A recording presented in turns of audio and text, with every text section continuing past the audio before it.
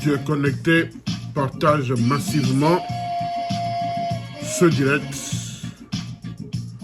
Si tu es connecté, c'est très important. La carotte et le bâton. Partagez. Attention au retour de bâton.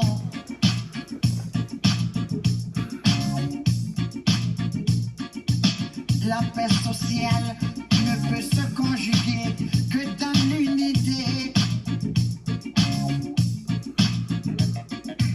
Le totalitarisme xénophobe mènera à l'adversité. Avec son corollaire de colère généralisée, toutes les atrocités dans la cité.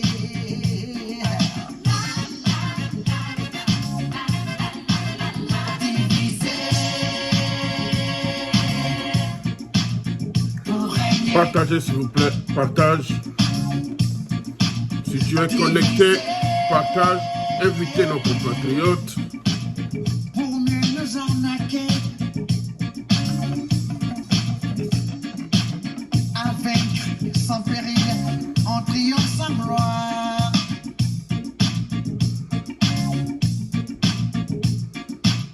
Vos lois fébriles nous poussent au désespoir.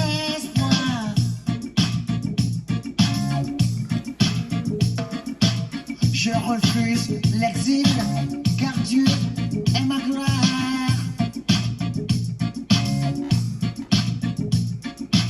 Je refuse l'exil, car Dieu est ma victoire.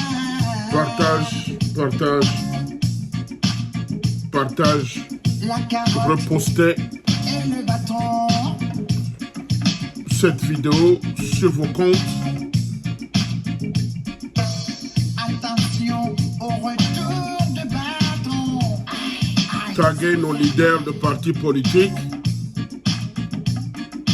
Invitez les combattants de la liberté. La paix civile ne peut se réaliser que dans l'unité, dans l'unité, dans l'unité.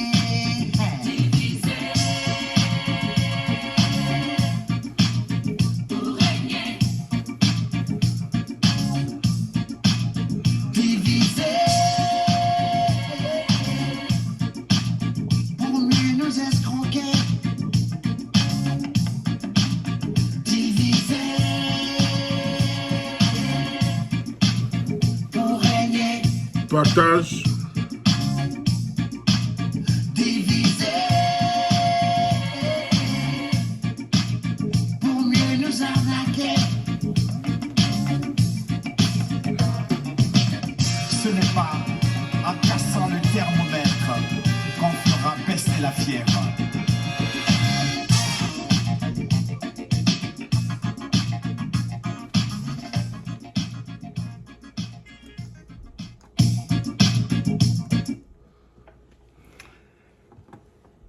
Peuple togolais, mes chers compatriotes, je voudrais encore une fois formuler à l'endroit du peuple, vaillant peuple togolais, mes vœux de santé, mes vœux de prospérité, de succès, de réussite et de changement dans notre pays et le Togo. Bonne et heureuse année 2026. C'est ma toute première sortie cette année.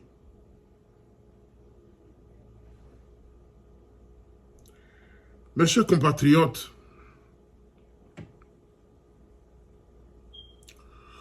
je voudrais aujourd'hui m'adresser à l'opposition traditionnelle de notre pays, le Togo.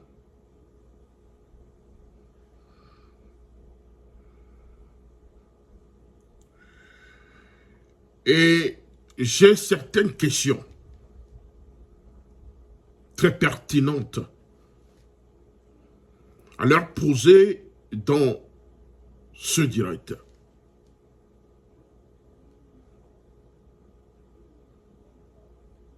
Peuple togolais, je sais aujourd'hui que bon nombre de nos compatriotes sont déçus de notre lutte politique qui doit normalement aboutir à un changement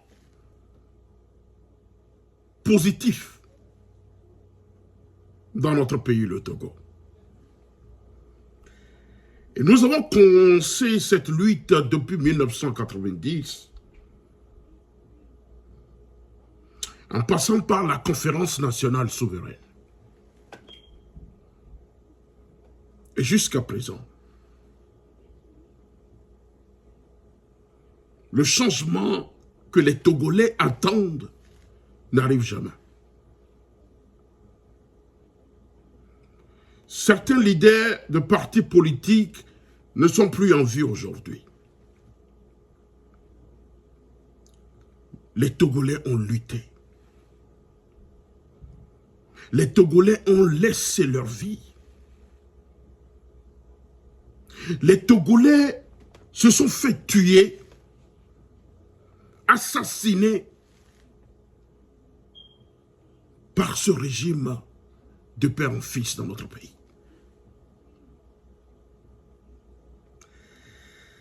J'ai énuméré certains de ces bavures de ce régime. Depuis la Conférence nationale souveraine jusqu'à présent, des morts de la lagune de Bain, des morts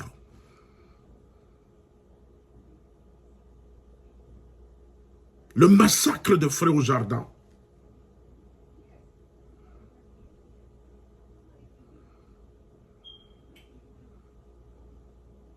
l'attentat contre Gilles-Christ Olympio, orchestré et commandité par le feu fils aîné de Faure Gnassingbé, Ernest Gnassingbé. L'assassinat de Tavio Amora, l'assassinat de M. Edé Gaston,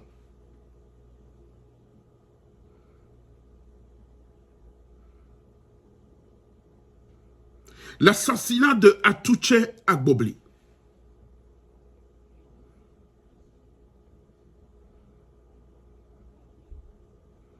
les arrestations arbitraires, la chasse à l'homme,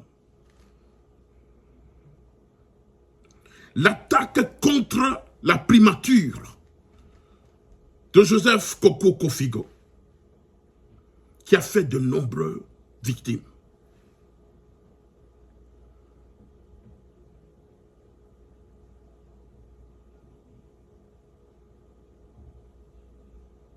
Les derniers assassinats politiques des 27 et 28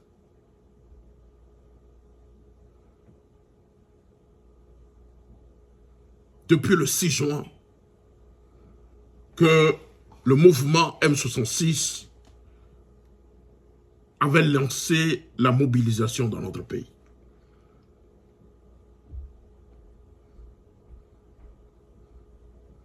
La séquestration des hauts conseillers de la République, où nous avons vu des opposants fessés, traînés par terre dans ce pays.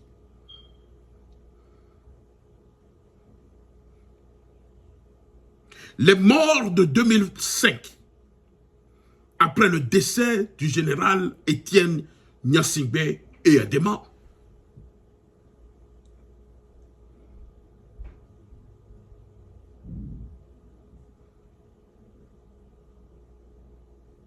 les Togolais ont perdu leur vie. Plus de 1000 Togolais sont tombés pour que Faure Gnassingbé arrive à la tête de notre pays.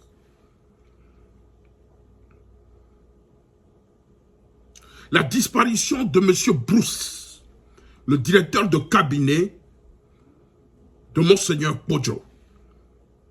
Ce monsieur a disparu.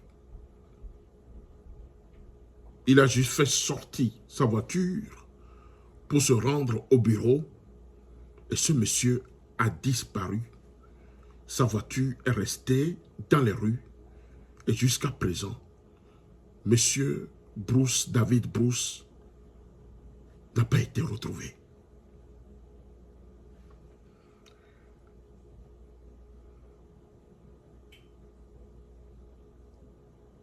Les Togolais ont connu des exilés politiques. Et certains ont perdu leur vie en exil.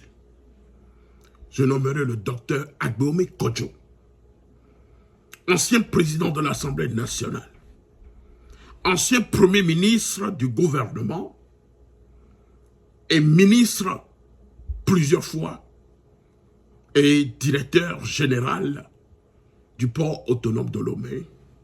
Il a aussi dirigé la Sonacom en tant que directeur, je ne sais pas, je ne me rappelle pas, il me semble qu'il était le directeur commercial.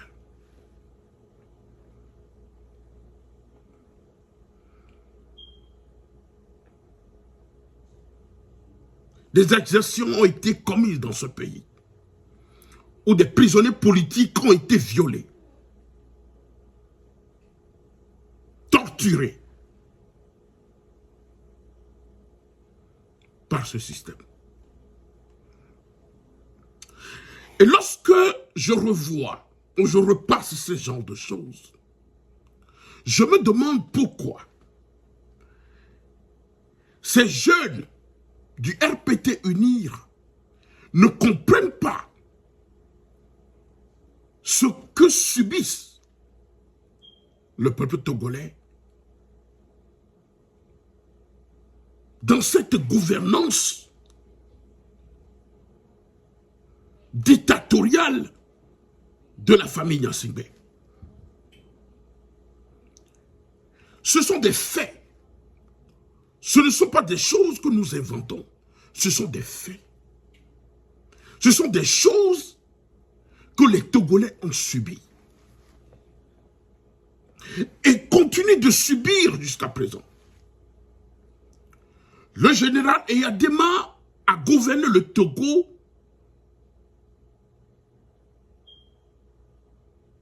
par la force, dans des assassinats politiques et dans des emprisonnements arbitraires. Après 38 ans de pouvoir, sans partage, avec des destructions massives des droits humains, le fils a repris les mêmes pratiques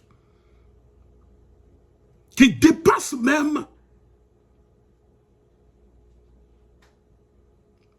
ce que son père a fait subir au peuple togolais. Ce sont des réalités que les jeunes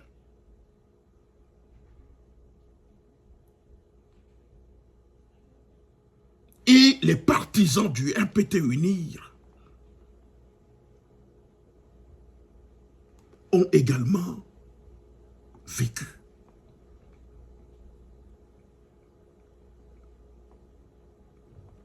On n'invente rien, ce sont des choses qui sont factuelles.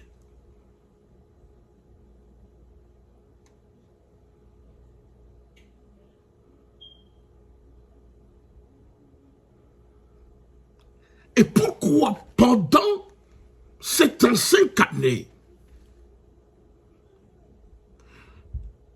que je peux qualifier de diète noire, j'entends pas diète noire,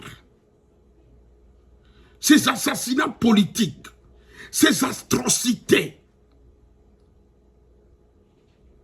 que le peuple togolais continue de vivre jusqu'à présent.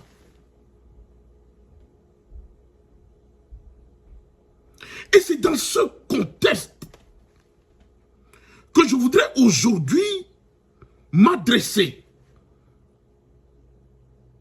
à l'opposition traditionnelle sur le terrain, sur la terre de nos aïeux.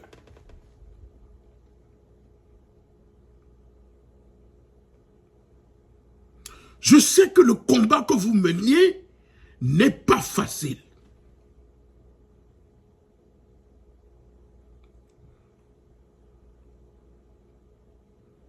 Mais aujourd'hui,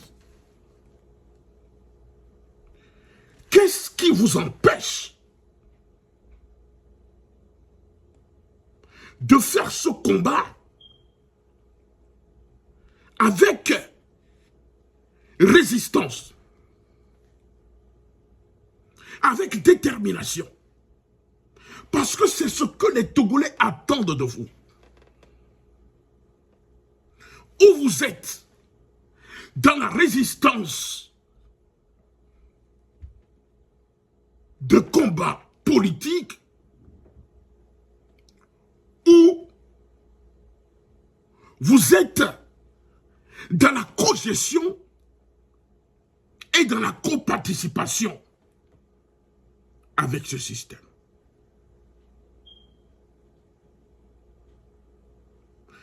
Est-ce que vous voulez faire ce combat dans la résistance, avec des déterminations, ou vous voulez choisir la cogestion et la coparticipation?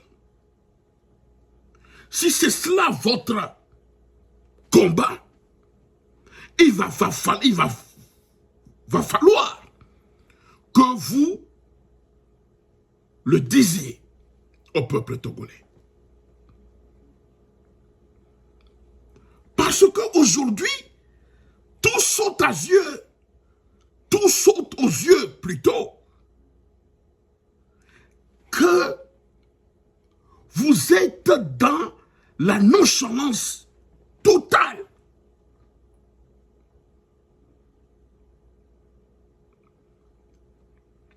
Au lieu d'être dans la résistance contre ce pouvoir despotique et obscur.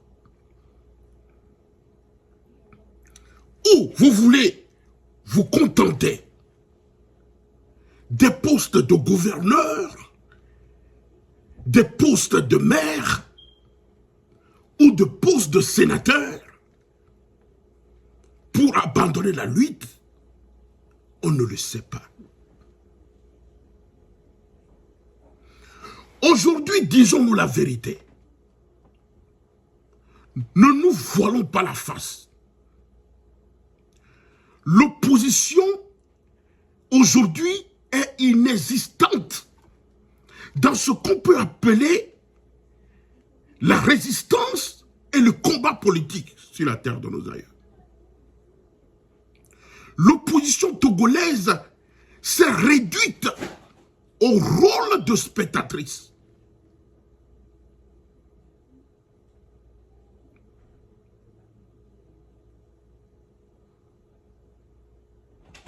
Et je peux vous dire que la majorité des Togolais n'acceptent pas ce qui se passe aujourd'hui dans notre pays.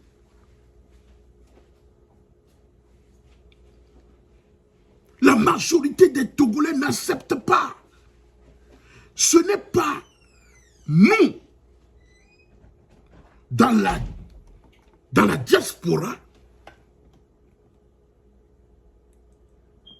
qui vous empêche de rentrer dans la résistance contre ce système.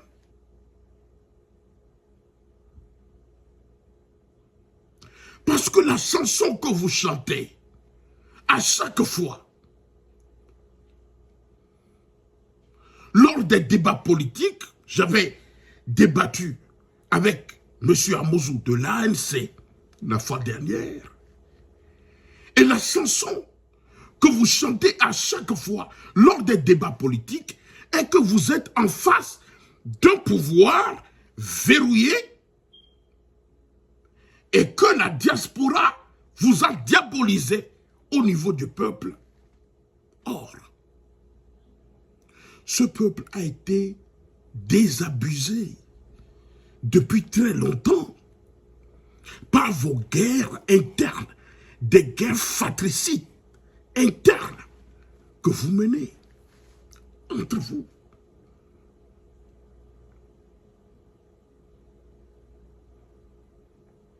Depuis 1990 jusqu'à présent, ce sont des mêmes pratiques des guerres fratricides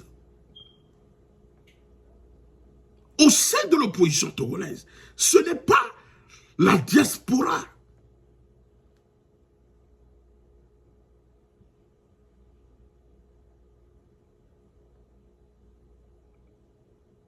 C'est un problème interne.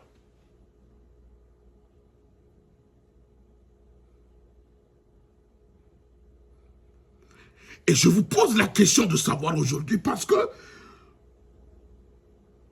je me demande ce qui ne va pas. Quel est ce système qu'on ne peut pas déboulonner?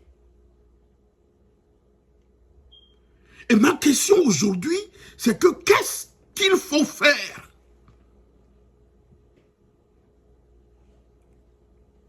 Qu'est-ce qu'il faut faire? Nous commençons encore une nouvelle année avec une 5e République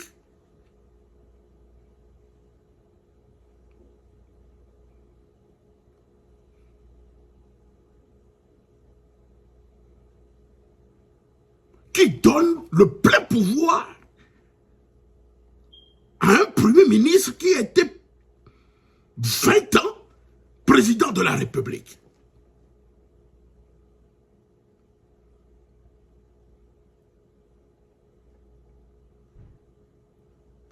Est-ce que la cogestion ou la coparticipation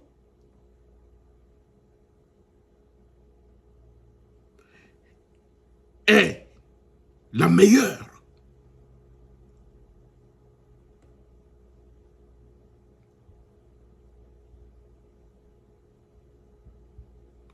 Est-ce que c'est ça la meilleure voie qui va faire partir ce système?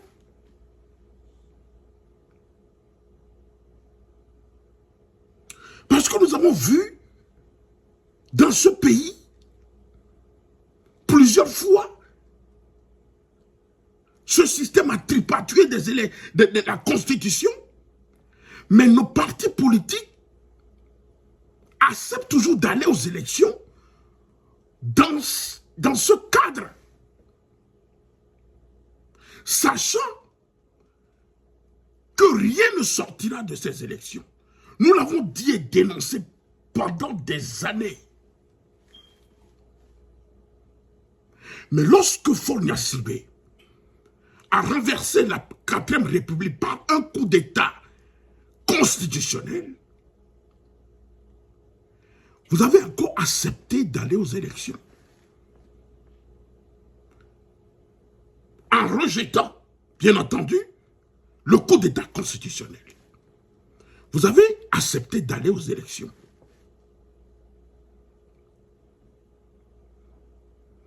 Pensant dans la rêvasserie que vous pourriez avoir la majorité à l'Assemblée nationale, je me suis posé 1001 questions. Mais qu'est-ce qui se passe dans la tête de nos leaders de partis politiques au Togo?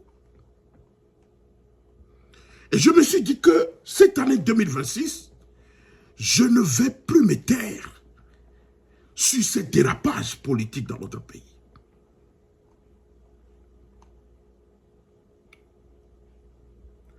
Tous les combattants qui sont sur les réseaux sociaux, qui ont créé des plateformes, au lieu de faire des analyses approfondies, préfèrent s'attaquer, s'insulter, s'attaquer aux combattants de la liberté, s'attaquer à Ferdinand Haïté s'attaquer au M66 comme si c'est eux qui empêchent l'opposition traditionnelle de travailler sur le terrain. Est-ce que c'est ça que nous avons besoin? Ou plutôt de faire des analyses approfondies?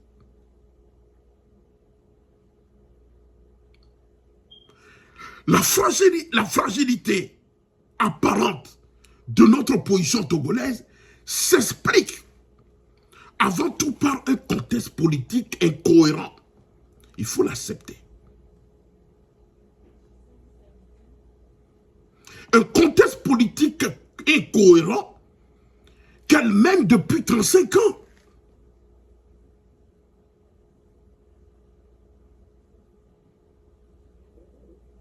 Vous vous dites que vous faites ce combat selon vos moyens, dans la discrétion, selon les dispositions du système en place.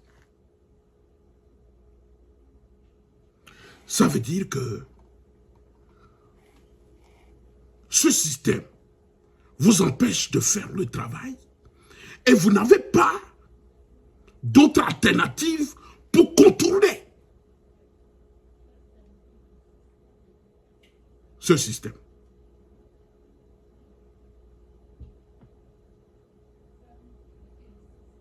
Mais c'est pour ces propos que lors du renversement, lors du coup d'État constitutionnel qui a renversé la 4e République, Bawara a eu le courage de vous dire que l'opposition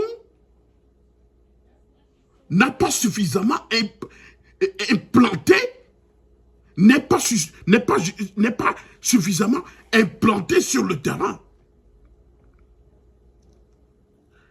Et qu'elle ne parle pas à tous les Togolais. Regardez-moi ça. Et il affirme que l'opposition reproduit des méthodes anciennes et qu'elle veut perpétuer les clivages anciens au lieu de travailler sur le terrain. Regardez-moi ça.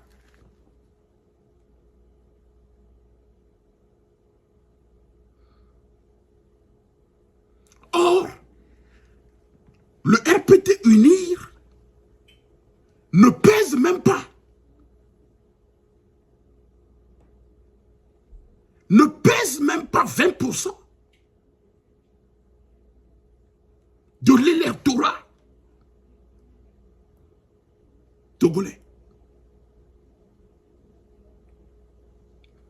Mes chers compatriotes, c'est sérieux ce qui se passe. C'est sérieux.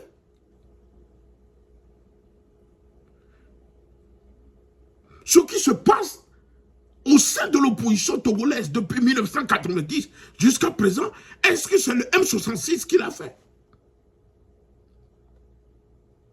Des conflits internes dans l'opposition, est-ce que c'est le M66 qui l'a fait? Est-ce que c'est Ferdinand Haïté qui l'a fait? Est-ce que c'est moi qui l'a fait?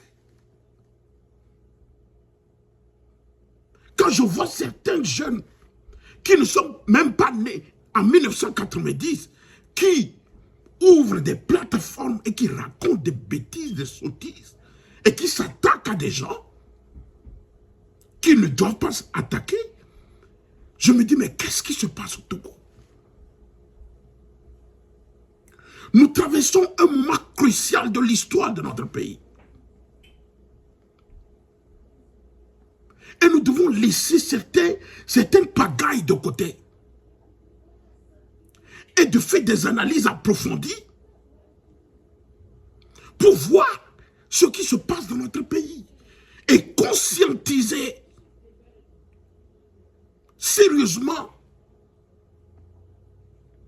le peuple togolais et dire à nos leaders ce qui ne va pas.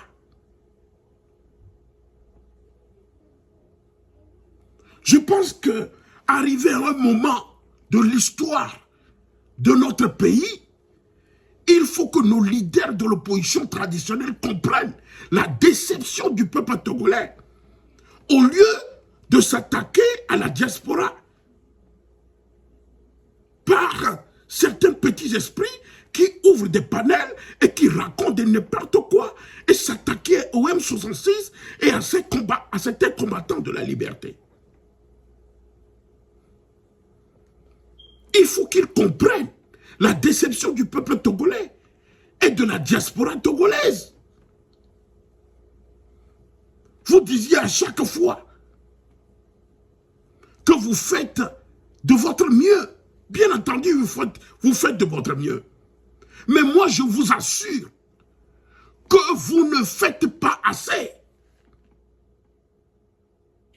La diaspora l'a démontré cette année par sa détermination. Mais le support qu'elle a besoin, vous ne l'avez pas fait. Soyons véridiques. Est-ce que vous vous êtes posé la question de savoir pourquoi le peuple ne vous fait plus confiance? Et ce qu'il faut faire pour ramener cette confiance?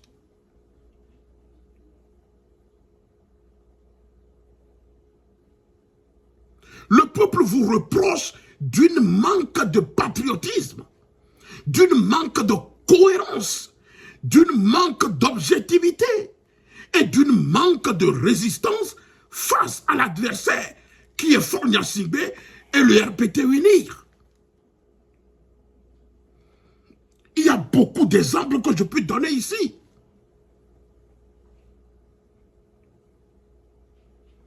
Qui va démontrer votre incohérence.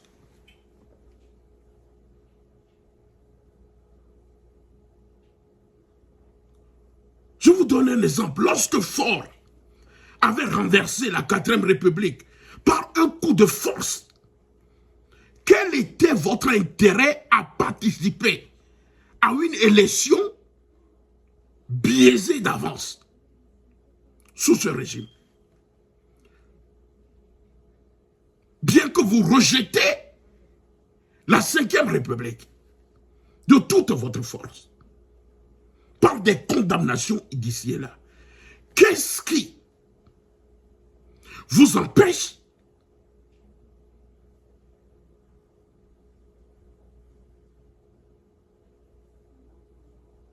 de rentrer dans la résistance totale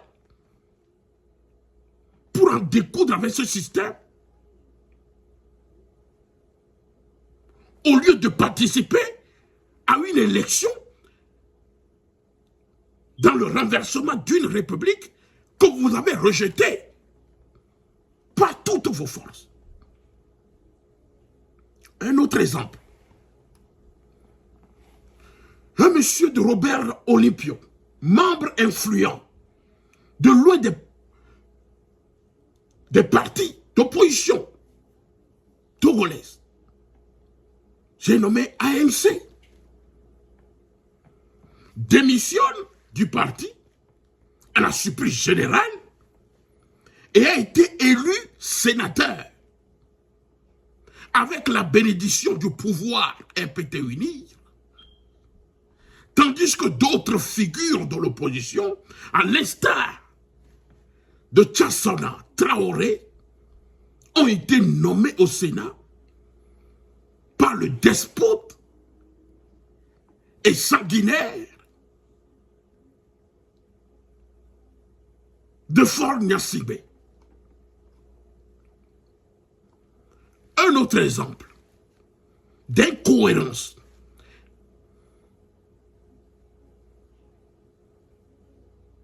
qui fait que le peuple togolais n'a plus confiance.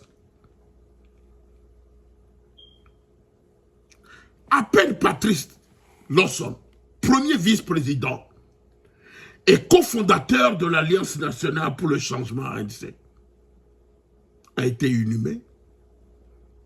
Il y avait une fronde, ou bien une fronde plutôt, qui a gagné les rangs du parti ANC. Où 7 de ses membres, dont Tevi Nathaniel Lawson, autre figure du mouvement, et des ex-responsables de la Fédération internationale Europe-Asie, ont exigé la démission de Jean-Pierre Fabre et de l'ensemble du bureau national. Et ça là, est-ce que c'est le M66 qui l'a voulu? Est-ce que c'est Ferdinand Haïté qui l'a voulu? Est-ce que c'est moi qui ai voulu la démission de M. Fabre? Moi, je fais des analyses.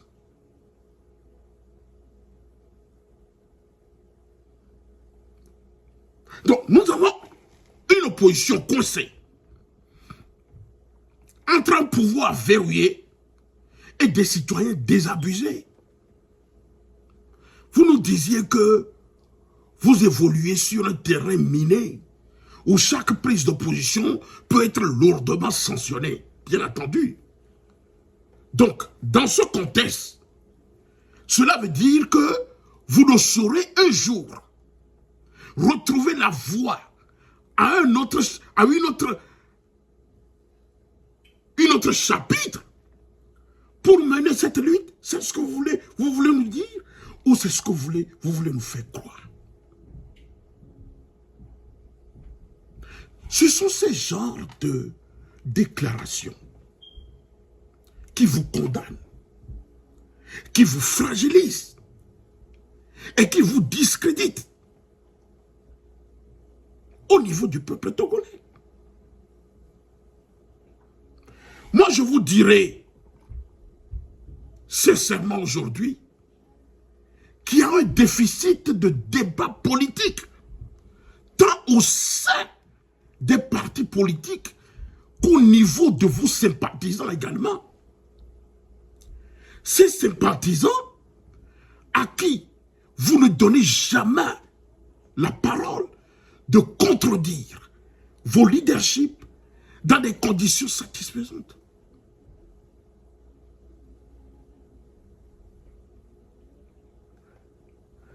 Les partis politiques au Togo ont des jeunes intelligents, intellectuels,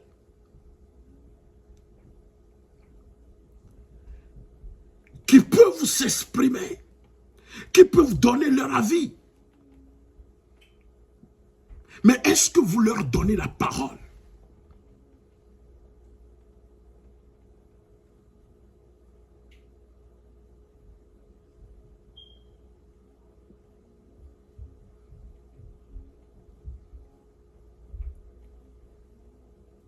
C'est cela.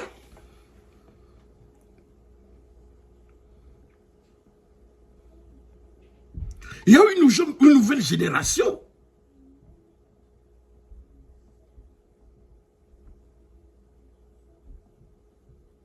qui existe aujourd'hui et qui peuvent faire autrement la lutte au sein de vos partis.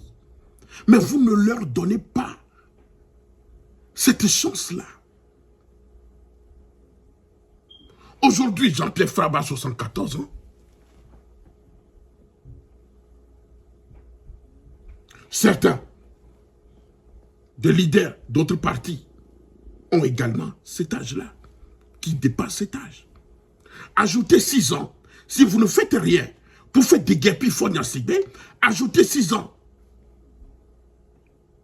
Est-ce que vous aurez encore la force, dans vos 80 années d'âge, de faire encore cette lutte convenablement? Ou il revient aujourd'hui de préparer une génération nouvelle à la tête de ces partis pour mener ce combat?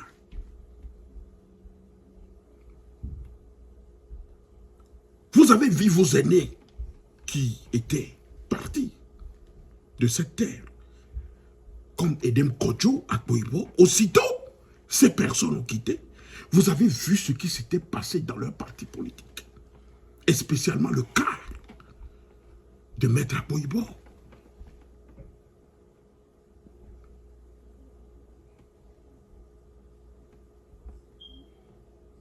Aujourd'hui, vos meetings sont quasiment proscrits par le pouvoir en place, en dehors des farces électorales.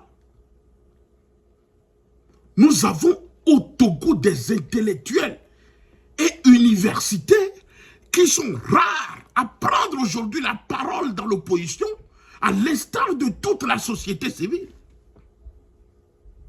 Or, il est impérieux aujourd'hui que dans cette année 2026 qui commence, que toute la société civile, organisée ou non, les médecins, les avocats, les universitaires, les hommes d'affaires, les étudiants, et que sais-je encore, se réveillent. Et écoutent attentivement les acteurs politiques et se saisissent des sujets brûlants pour animer à leur niveau un vrai débat public. Un vrai débat public.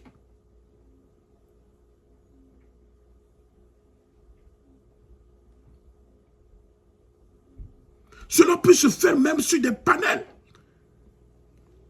L'ANC peut, de Jean-Pierre Fabre lui-même, peut créer une plateforme sur les réseaux, sur YouTube, sur TikTok, et converser avec le peuple. Accepter les contradictions et convaincre ce peuple à leur faire confiance. Monsieur Apevon peut créer une plateforme pour être en contact direct avec le peuple. Sur TikTok, sur Facebook, sur YouTube. Dans ce pays que moi je vis, il y a des leaders de partis politiques qui le font. Des congressmen, des sénateurs qui discutent avec le peuple sur les réseaux sociaux. Je pense que c'est cela qui va redonner confiance au peuple. Il faut que vous changiez la manière de vos leaderships cette année 2026 à rentrer en contact direct avec le peuple sur le terrain et dans la diaspora. Accepter les débats contradictoires. Et vous verrez que le peuple aura confiance en vous. Va vous redonner cette confiance.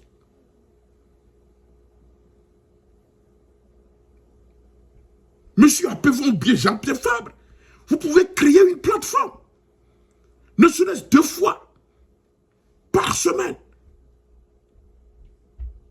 Allez sur vos panels, discutez avec le peuple, avec la population.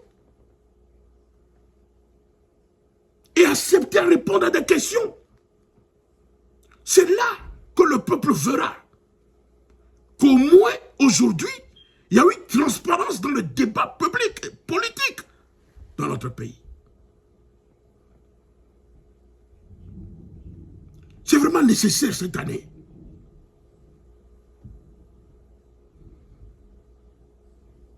C'est ce que je suggère à nos leaders.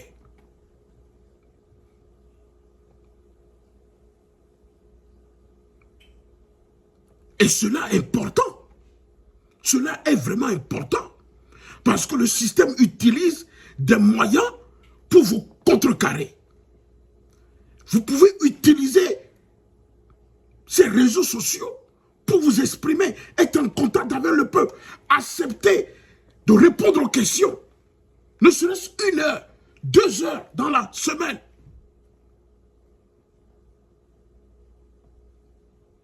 Et vous verrez que ces attaques que vous recevez un peu partout vont s'atténuer. Le peuple a besoin de vous redonner cette confiance-là. Donnez-lui ce privilège. Je veux voir Jean-Pierre Fabre venir sur les réseaux, sur sa plateforme et débattre avec le peuple à visage découvert et avec sincérité. Je voudrais voir Maître Pévon le faire.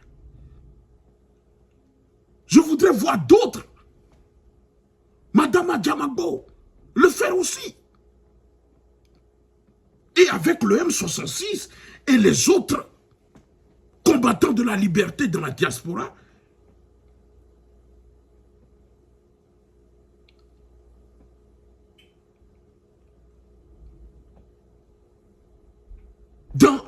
dans la confiance totale.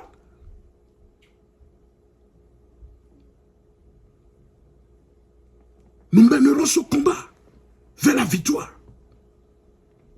On ne peut plus laisser Faure Gnassingbé nous imposer ce système parlementaire taillé à sa mesure.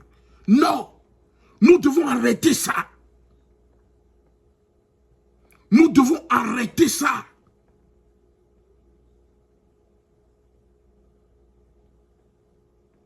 C'est très important.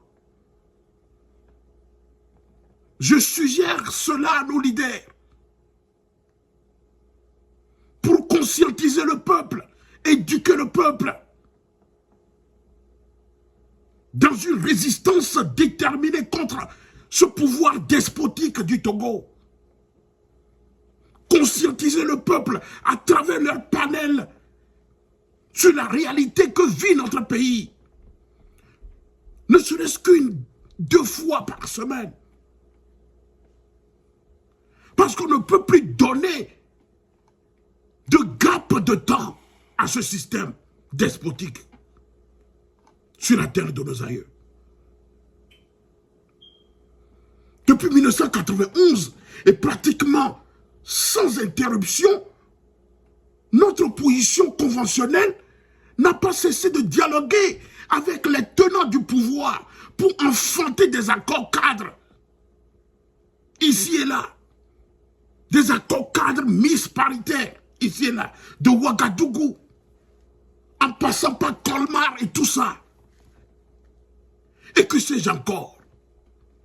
Malgré ou à cause de cela, le Togo n'a pas cessé de s'enfoncer dans des crises. Et l'indispensable aujourd'hui ne seront donc pas de nouvelles négociations avec le pouvoir, mais de vraies et sérieuses négociations au sein de l'opposition traditionnelle et conventionnelle dans notre pays. Et en synergie avec le peuple togolais, en synergie avec les combattants de la liberté, de la diaspora du M66 et tant d'autres encore. L'incapacité de notre opposition à s'entendre sur l'essentiel et à présenter un front uni face à la dictature est certainement l'une des principales causes de notre mal et de notre échec, mesdames et messieurs. Cette année, nous devons changer.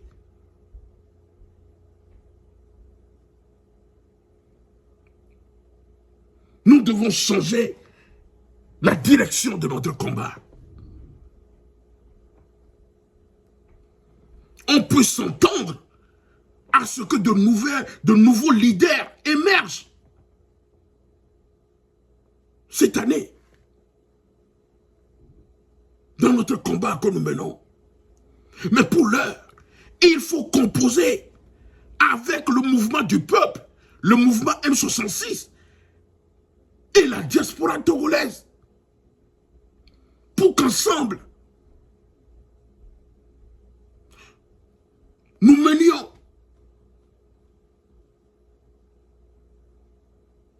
ce combat et à élever le niveau de la lutte en adéquation avec la volonté du peuple togolais. C'est donc l'occasion de dire et de redire que notre opposition doit emprunter la voie des négociations internes qui mènent à une plateforme politique pour constituer une véritable alternative politique au pouvoir actuel. C'est ça.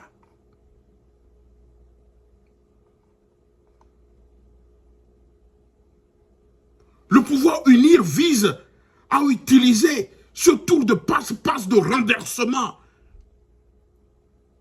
de la République par ce système parlementaire bureaucratique pour institutionnaliser sa domination politique en l'absence de mandat électoral. Et nous n'accepterons pas ça. C'est pourquoi j'en appelle à la résistance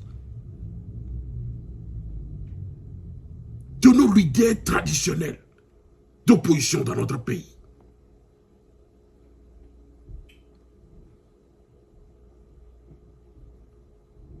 Oui. Nous ne devons pas laisser le pouvoir RPT unir, institutionnaliser sa domination politique.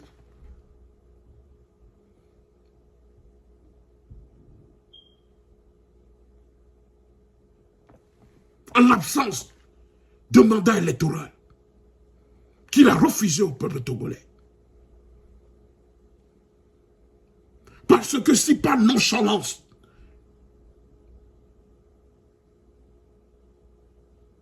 nous fournissons ce mécanisme à Fagne Sibé, cela lui permettra de rester au pouvoir à vie. Je vous le dis. Tous ces pantins de Tintin qu'ils utilisent sur la toile pour faire leur publicité, nous devons leur démontrer aujourd'hui que l'opposition togolaise a changé de direction et veut être en contact avec le peuple, sans peur, sans embâche, mais dans la vérité.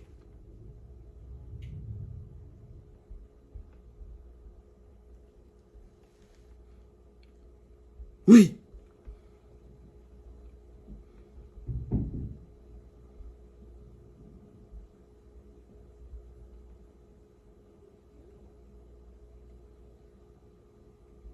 Nous devons ramener la Constitution de 1992.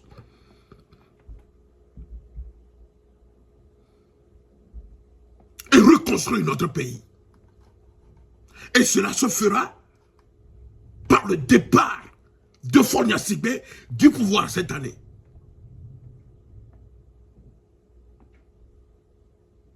Et cela doit se faire dans le patriotisme et dans la résistance totale.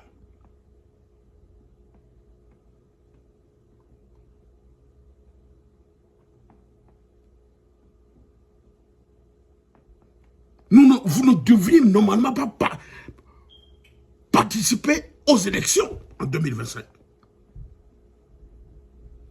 Vous comprendrez aujourd'hui que ces élections sont donc l'aboutissement d'une stratégie de plusieurs années visant à affaiblir les institutions démocratiques naissantes au Togo.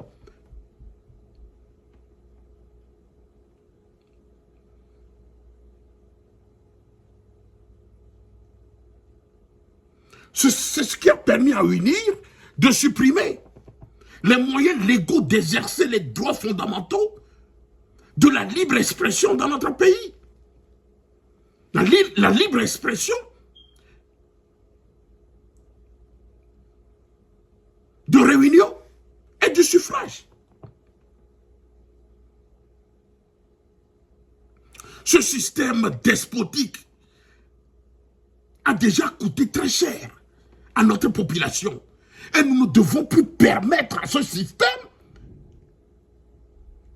de régner encore. De régner encore dans ce pays. Si nous savons aujourd'hui que le taux de la pauvreté est de 45%, voire 50%, et le revenu réel par habitant est inférieur à 900 $ par an.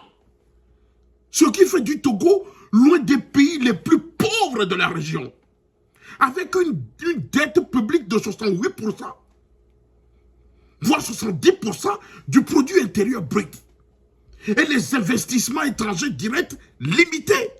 L'emploi et le développement restent médiocres, ce qui exacerbe des inégalités dans notre pays. Quelqu'un qui a passé 20 ans à la tête du Togo, sans développer le pays, c'est maintenant qu'il va le développer? Je ne pense pas. Fonia Sibé est un médiocre, un incapable, un illettré, un escroc intellectuel. Ce gars ne peut plus développer le Togo. Il ne peut même plus gouverner le Togo.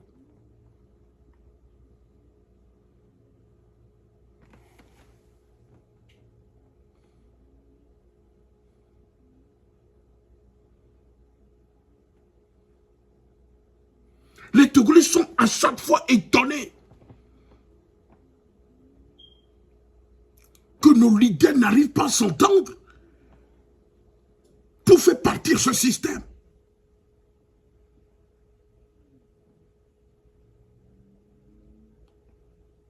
Chaque fois que dans un crescendo continu, ce pouvoir pluridécennal d'Enyasibé étale ses frasques sans honte aux yeux du monde, qu'ils font quelque chose pour le peuple togolais, qu'ils développent le peuple, développent notre pays. Mais ce que nous voyons dans notre pays, c'est l'incompétence notoire, de la médiocrité, qui n'en finissent pas de prendre des proportions surréalistes dans notre pays. On ne voit que des petits pauvres devenir riches en quelques mois. Nous assistons à des prévarications, des détournements de deniers publics, la corruption.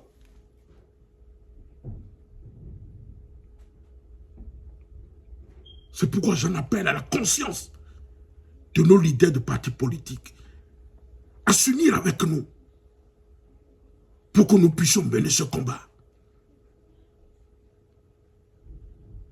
Pour qu'enfin, notre pays aussi, notre peuple aussi jouisse de sa liberté.